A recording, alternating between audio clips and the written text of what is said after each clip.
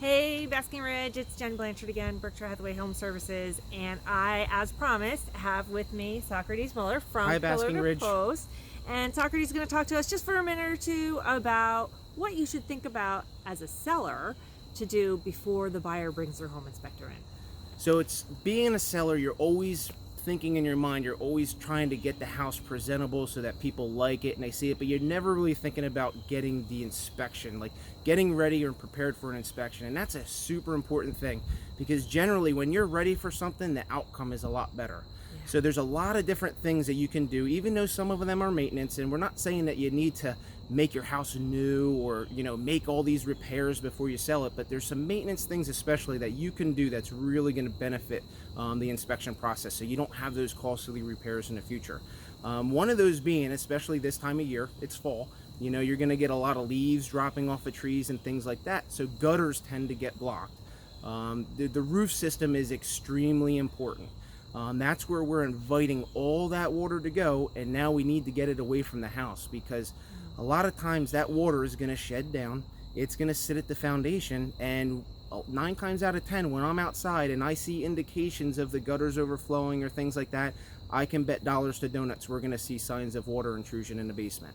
So if we can keep them clean, keep that water draining away from the house, if you have underground drainage, just at least pay attention that it's not backing up there. We're really going to benefit, and it's not going to alarm the buyers when they come through with their inspector that, hey, we potentially have a water problem in the basement. So it's something definitely proactive. So a question I have is, even if we don't see water issues like on the floor, but outside we see that there's a problem with the gutters or whatever, is there anything else we can look at like maybe on the wall or something? Sure. That might show a problem. If you have like a block foundation, you're going to get what we call efflorescence. It's going to be like this salty, white, powdery finish. At the mortar joints in particular, they may look a little bit darker. There's a lot of little signs or indicators. If you have a corner, usually where the corner is, it means your downspouts like draining at that corner, so that corner will get like saturated or things like that. So there's a lot of little hidden indicators. It's not necessarily just pooling water or water intrusion, but moisture. And that doesn't mean that we have a big, bad, ugly problem here. That's something that can be taken care of. No, and that's why I think it would be great as a homeowner if you're able to take care of that ahead of time. And it's not necessarily that you're hiding anything, but if you can take care of that ahead of time and it gives it a means of drying out, you're going to reduce the amount of questions that the potential buyer is going to have coming through there, and really easing their mind as they walk through the basement, even when they're getting shown the house.